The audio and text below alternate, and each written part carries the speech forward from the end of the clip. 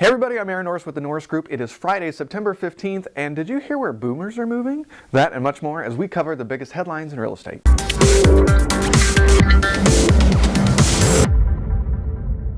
Don't miss the radio show and podcast this week. While we are preparing for I Survive Real Estate, this week took a little bit of a weird turn as Doug Duncan was unable to do the radio show this week because he actually lives in Florida. Thank God Doug Duncan and Peter and John are fine. They're, of course, hopefully going to be making it out as long as the airplanes can get back on track. But this week we talked about investing in disaster zones, the difference between Harvey and Irma. Bruce, of course, did some real estate investing when Hurricane Andrew happened. So I think you're really going to love what we talk about this week, and I'm sure it's going to come up during I Survive Real Estate, so don't miss the radio show and podcast this week. The amount of mortgage credit available last month increased by 0.7% to 180.2. Household incomes in the U.S. increased last year to their highest on record by 3.2% as poverty decreased. The mortgage rates continued to decline, with 30-year rates now at 3.78% and 15-year rates at 3.08. We're getting close to that 2 number, y'all. In November, the National Association of Realtors Multiple Listing Issues and Policies Committee, that's a really long name, proposed rule changes that would give realtors and brokers a choice in the MLS. Yep, it would allow agents and brokers to only pay for the MLS feeds they're actually using. This will allow brokers to expand their offices because agents won't be limited by artificial geographic borders and financial obstacles into opening new offices. So great, competition is awesome. It'll be interesting to see if the executive board goes for it. The latest cost versus value report from Remodeling Magazine showed the top 10 home renovations that could give the best and worst ROIs. According to the report, if you sell your home last year, you could recover 64% of what you paid in renovations. Well, I don't like that number. That's awful. The 5 projects that could get you the best return on investments are attic insulation and fiberglass, which is very strange that was really the top, one of the top 5.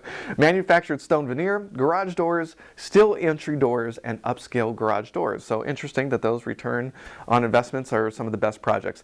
5 of the least return on investments are bathroom additions, upscale bathroom additions, upscale master suite additions, and upscale bathroom remodels and deck additions. Some of those are a little bit surprising because those are some of the top things that users look for. I bet you anything in California it's a little bit different, but anyway, this is what the data showed. According to the latest National Price Consumers Index from Quicken Loans, homeowners are overly optimistic when it comes to estimating the value of their homes. Isn't that always the truth? We think our stuff is worth more than it actually is. Not really a surprise. The index essentially compares what a homeowner estimates their home is worth versus what an appraiser thinks it's worth. Perceptions vary by region, and appraisers saying homes in the Northwest and Midwest came in at 3% more than the homeowner estimated, so people over there just don't think their homes are worth as much. However, no surprise, in the West, we're 3% over. We think our stuff is more valuable. Nationwide, the gap is actually only 1.35%. The New York Times is taking advantage of the turmoil between Zillow Group and the New York City brokerages. The Times is offering free listing exposure to brokers in the real estate section of their website with the goal to increase revenue and users. The Real Estate Board of New York, which represents more than 17,000 real estate professionals, will connect their listing syndications feed to the Times. This comes in the wake of the REBNY and Zillow Group's Street Easy portal having parted ways. And under this new deal, the New York Times would link back, sending all leads to the agents and only show the listing agent on the property ads, which is different because if it's on Zillow Group, you're going to see a whole bunch of affiliates and other brokers. So this is really quite interesting.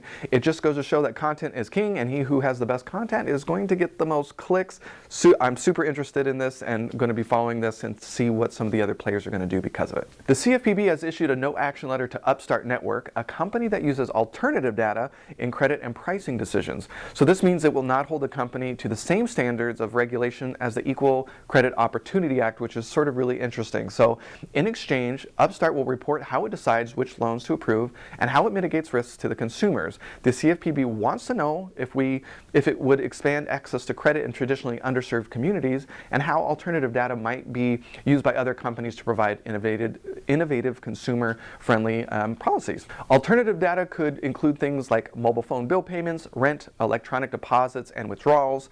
This inquiry also looked at the use of emerging technologies for underwriting, such as the expanded use of machine learning to potentially identify new insights and improve decisions in the credit process. So if you're posting a lot of nonsense on Facebook and LinkedIn and Twitter, who knows, maybe that's going to end up in this alternative credit score universe. So be careful. Look out, millennials, you've got some competitions. You're not the only ones moving to downtown. Baby boomers, that's right, more baby boomers are downsizing and choosing the downtown for some of the same reasons millennials are.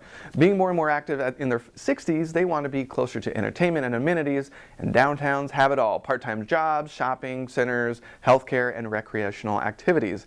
If hip and happening downtowns are what's in, does that mean the suburbs are out? Will prices in the burbs start going down because more people want to live in urban cores?